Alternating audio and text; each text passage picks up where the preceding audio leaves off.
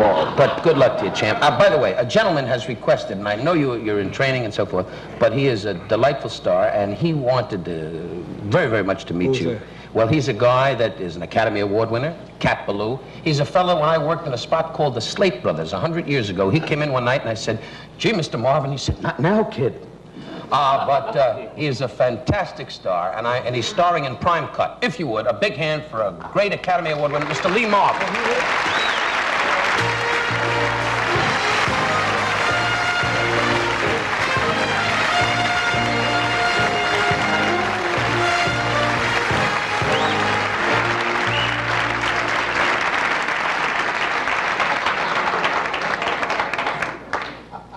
Welcome to the islands. Well, tomorrow night you'll be sweating it out here, pal, and I'll be in the islands. Oh, you're leaving for Hawaii, Lee? Right after the show, yeah. Oh, that's wonderful. Huh? Okay. Well, what, on vacation, Lee, or what? Maybe a picture, or what? No, I work on a boat over there.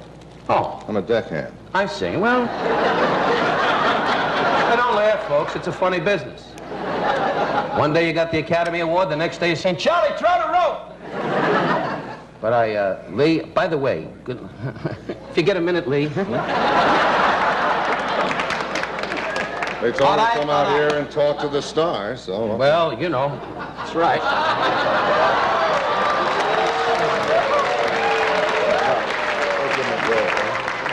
Folks, please don't boo this man. He was a Marine like Don Adams, only Don Adams weighed 120 pounds. This man really went to the islands and took fried rice off soldiers with guns. But Lee, it's awfully nice. I know your busy schedule of hanging around by the gate. By the way, are you happy with Prime Cut, your new film with Gene Hackman? Are these toughies, Lee? Hey, if I'm going too fast, Lee, you let me know. Champ, cover me. I've already done it. I did that a year ago. Oh, wonderful. Then we'll go on to something else. It says here, ask, huh? Yeah, it says here, ask Lee how hot he is in the business. They call you up and they say, "What do you want to talk about?" So you give them all the false stuff. They type it up and he's going to read it now. But they have to. Hey, Lee, you can't stay out here 90 minutes. You know, you and I know each other a long time. I don't have to be here 90 minutes. I know that. You're dressed in your funny clown suit. You don't have to do anything. You're my friend, though, Lee. We gotta chat. We gotta discuss how you got started. Right. I remember you when you sit to Marlon Brando in that picture with the motorcycles. Hey, hey, hey! And that was great. But if you could just help out, Lee, huh? My luck, I figured the champ would turn on me, and like a dumbbell, you turned out to be the hockey player. Lee, you never went to college, did you? No. No, good. Okay, that's it. Lee, let me ask you another thing. How does a guy like you with that big booming personality get to be an Academy Award winner and roll right along? How do you account for that, Lee? Because I know you're fun at parties like you are now. You're really warming me up. There's really not much sense in explaining it to you. No, I guess not.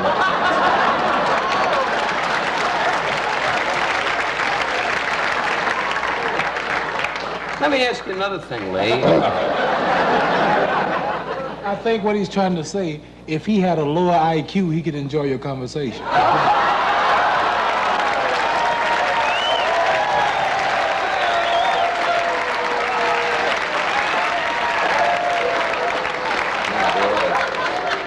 I'm on your side, Don. You want to take them both on? It's all right. I'm not steamed. I'm going to go burn up his house. That was a good one, though, champ, and I know you meant it in fun. Didn't he, God? Getting back to you, Lee. Is scuba diving one of your hobbies? Give me a hint what you like, Lee. So far, you're playing with the pants leg, and I'm watching it like a dumbbell. What was the very first job you had, Lee? Maybe that'll stimulate you. How about shock treatments, Lee? How about that? What was the first job you ever had, Lee? A real job. No, a fake job. Who invited him on? I was rolling along. The champ came out. He was beautiful. He mumbled. I nodded. It was great. He comes out, and I'm passing away right at the desk. You know, I'm really not doing anything. I don't remember any of that stuff. And I'm so relaxed. Wonderful. It's fun to watch guys get Why don't you nice. get some suntan oil and get a burn while you're here? You're going to be in the island. By the way, if you go to the islands, I went to Hilo, you know, in the main island of Hawaii. The Mauna Kea, I don't know why I'm plugging that, but I thought it was fantastic. The Mauna Kea Hotel. Is that the way you say it? The Mauna Kea? I don't know. I don't stay there. Oh, good. Where do you stay, on a crab boat? Where do you do? You stay on a boat or what? Yeah, my friend and I have a boat over there. Oh, you got a friend? Yeah. What do you talk about? Fist fights? What do you... Fish fights. Absolutely. It's all fish. It's called the Blue Hawaii. That's a charter fisherman. And You know what, Lee? I don't care what they say. I haven't seen Prime Cut, but in Dirty Dozen... You don't have to. No, I know I don't have to. And after tonight, you can bet I'm not going to say it. But, Lee, I saw Dirty Dozen. Now, I don't know how you felt about it, but that was, without question, you know, you're a two-fisted guy. And in real life, Lee is, because he knows me from the Slate Brothers. When you used to sit in the audience and you'd say good evening, you used to, you know, get up and do your funny trick, you know, where you drop the pants and say you're a balloon. No, he didn't do that. The whole audience went, did he do that? You remember, Lee. But we know each other a long time, and you know, that's good, that's good. Print that, that was a good take. You see that? Now, see, that's acting. Here's a man, an Academy Award winner did, and the dumbbell in the front row went, he's rolling, he's rolling. Lee? Is Cochise a member of your family? Guy keeps sending messages, and like a dumbbell, I'm reading them. Thanks a lot, champ. You're a big help. Just sitting there waiting for the buzzer to ring. I'll see you on the 27th as you sit in the corner and turn to Dundee going, "Where Lee Marvin?" Now, I might be there. are you going to the fight? Oh, I'll say this. I'm not what you call a terrific fight enthusiast. I don't know much about it. I've seen Muhammad fight in person 3 times, twice in England, once in Las Vegas before. And what happens in that ring, I'm not talking about what you see on the tube or on film, but if you get there in the audience in those first 15 rows, just as the fighters are coming in, it's just absolutely the most deadly feeling I've ever had, because I sit there and I'm rooting, of course, but my heart just falls right on the floor. I don't know what to do. I'm weak. And the fight hasn't even started. I mean, it's really a charisma of the arena itself that you never can get on a device like TV or the film. Well, how do you And feel? so, How do you feel about boxing? Are you a fan, or are you I don't really know. It just overwhelms me. It's especially watching him. No, I don't want to be corny. I got to be honest. I'm not being No, corny. you're I'm a just two-fisted telling you guy, straight. and I know No, you... I'm not. Yes, you are. Now, come on, let's get down to fact. You've been a two-fisted guy all your life. How do you feel about violence and, you know, the muscle stuff? I mean, does it upset you, or do you find it stimulating, or what? Well, if it happens to me, it upsets me. But, no, I think like in films and stuff, I love it. I think it's a great outlet. I think also when people watch the pros fight, it's a sensational thing of skill and man against man, which you can't get in any other form of our modern, easygoing life. I mean, you push the button, the window goes down. I mean, it's all been taken away from it. Yeah, Does for karate sure. mean anything to you? Do you bother with karate at all? No, I to don't relax bother you? with any of those things, but I think to see a man doing his thing physically is always a pleasure for anybody to watch. I think all of us are Walter Mitty's secretly. At least I am. I mean, you're a big guy. Don is a midget. Walter Mitty is 6'5". I know, but he lived in a funny world with tulips. We'll talk about it later. After this brief word, we'll be back with more of the show.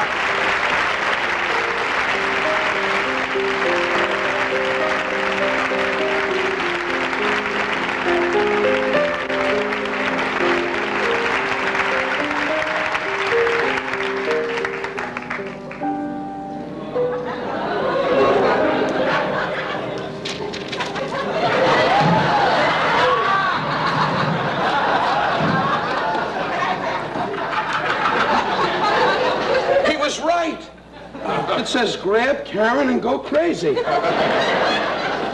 See, that's when you're a lover. You see, folks, now you women out there, single or married, you watch this man, this beautiful leading man, take Karen, but with class and dignity. Guys like me, you remember? Remember, Ed? Yeah, I remember. Guys, remember the picture, the hairy ape? Yes. Always in the bottom of the ship going, I never meet women. Here a guy comes out with class and dignity. Don't let it happen. I don't think I can handle it, Jim. This sure as hell ain't the way to handle it. Hold me. Help me, Jim.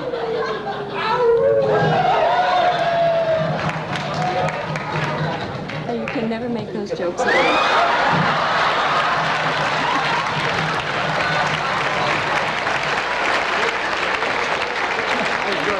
Oh, this is so silly. Came around Robin.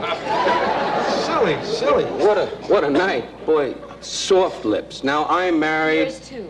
Thank you so much. You're But you know, when you kiss a wife, we take our wives for granted. And I say to you, married people out there now, Karen kissed me as a lovely movie star with dignity and beauty.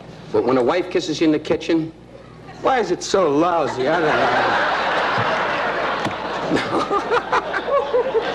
know. Jimmy, it's good to see you. And I gotta say, we know each other. My wife will get over it. I bought her the new house. She sits. Very soft lips. Oh, she's been out again, huh? Well, not in the kitchen. Dorothy Adams and my wife, you know them all. And this is the guy who is like family. He drops by the house, single, in his 30s, good-looking man, drops by the house, and all our wives are there with the children, and Jimmy walks in the living room, my wife goes, "Is that a perfect body?" And I sit in the steam room watching the fat go, "Blah." Jimmy, I just got to say something. Tell the truth. You struggled a lot of years. Now, every producer, every motion picture company in the world, and I couldn't be happier, have called you. And your mom and dad who live in Sunnyside, and I say hello to mom and dad because we kid about Jimmy's mom and dad. They're darling people that said, hey, like all Jewish parents say, he's going to become a fruitcake. You know. What is the feeling of the family? So silly. What is the feeling of the family, really?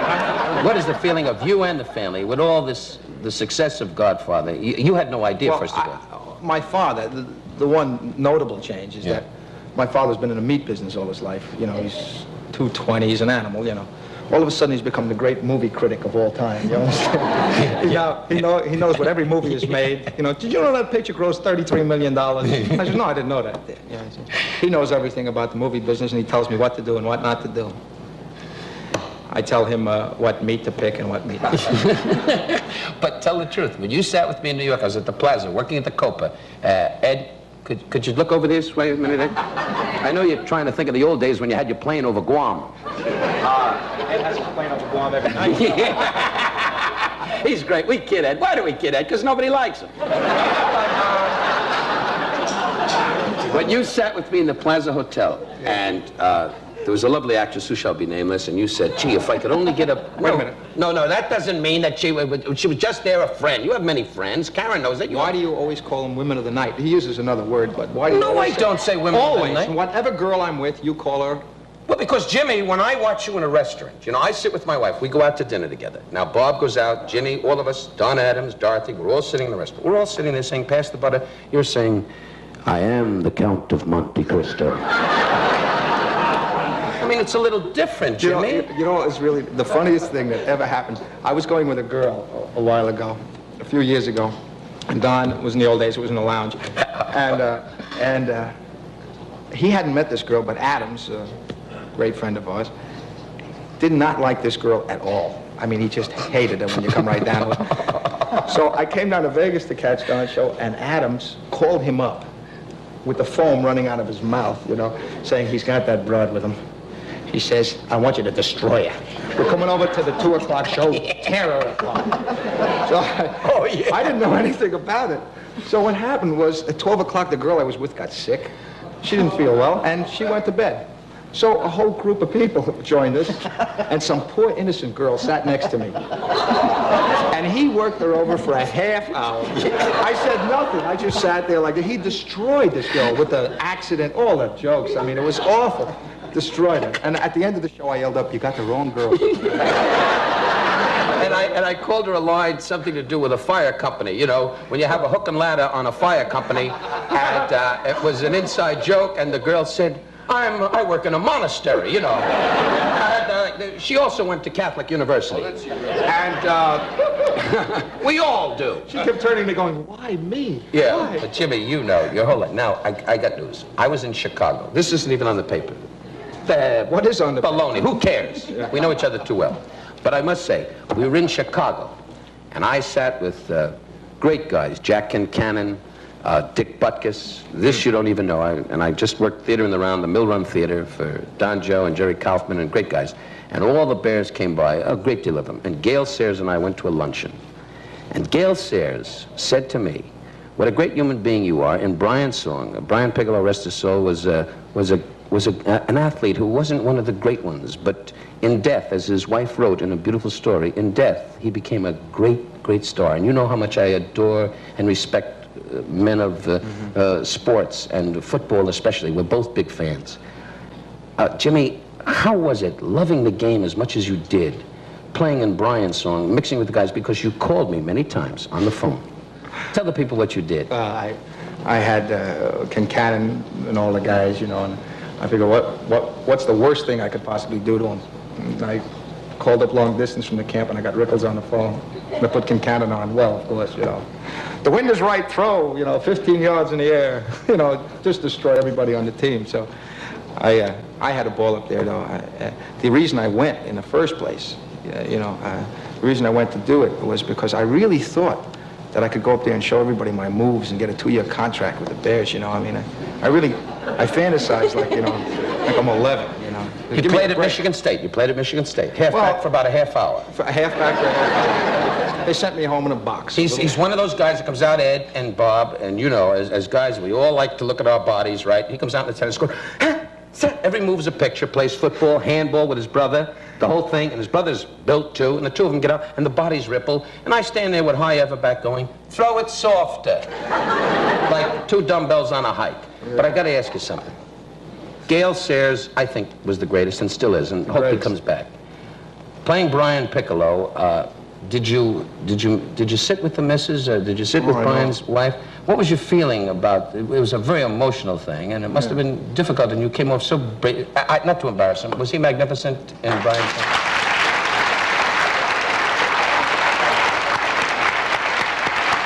Jim, what was your feeling? You know, it's a very difficult thing to play a guy who's become a legend, you know, in Chicago. He was a guy that was loved by everybody, and I didn't know Brian Piccolo. I knew about Brian Piccolo. I didn't know who he was or what he looked like. And of course, Joy, who I've gotten to know, is just Brian's wife. She's just about the nicest lady I've ever met, you know, and she's full of that lust, you know, for life and everything that Piccolo was. But it was very difficult, of course, you know, the first scene with her standing there, you know, playing her husband who, you know, which was her whole life, you know. And she, I think, somehow sensed it and left after the first scene because there was no way to work, you know. Yeah. You know, tears and things. And so, and she asked me, how'd you know about his mannerisms? She said one time, where'd you learn that? I said, you know, I have no idea. Yeah. I mean, always have her good chicken soup and her chicken liver, and she keeps us going, boy. That's right. She's the greatest lady, and I love you, Etta. That's good, Johnny. Well, want to start taking care of her? I would. Now my mother's going to call me tonight and say, your father takes care of me. My father, rest his soul, he's gone a few years, but he's smiling. Anyway, but I love my mother. I do. You know I love you, Mom. I love you, Mom. I love you, Mom. I love you, Mom. I'm going to win a trip with Monty Hall. Now, I do love my mother, but that's not the point. You love your mother, I love my mother. Let's take a hike now and wait in the car. I got so involved with mothers, I'm waiting for a box of cookies now. Listen, let me ask you this. You're laughing, right, Ed? I hope you go back to Catholic University and the Monsignor finds out you drink. The Monsignor just went, he drinks? Well, the Lord will forgive you, Ed. Won't you, Lord? The Lord's going, huh? Now, can I... Oh, don't go. It's a world we all believe. I'll be right back. We'll be right back. I was out of line. We'll be right back. You are about to witness a crime. 2 women on vacation and carrying a lot of money. Stop that man! Hey! Somebody! Stop him! Grab that guy! Protect your vacation. Instead of cash, carry American Express traveler's checks. If they're ever stolen or lost, you can get them replaced, usually on the same day. American Express traveler's checks, because it could happen to you.